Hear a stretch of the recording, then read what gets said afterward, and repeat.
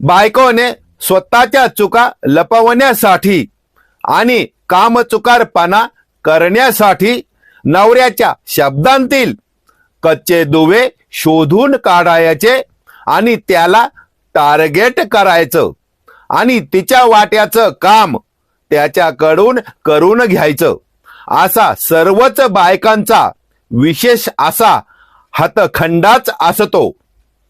मित्रांनो, नवी नवी नवरी आल्या आल्या नवऱ्याच्या तालावर जशी शेवरी सारखीच नाचते, पण जुनी पाणी होताच हिरोगिरी करणाऱ्या नवऱ्याला मात्र मस्तपैकी रहाटालाच जोडते. आणि संडे असो किंवा मंडे, कडू घोट घ्यायला तर त्याला परवानगीच नसते, पण चुकून जर चूक झाली तर मग मात्र मोफतची हजामत करायला झाडू आणि लाटणं घेऊन उभीच राहते.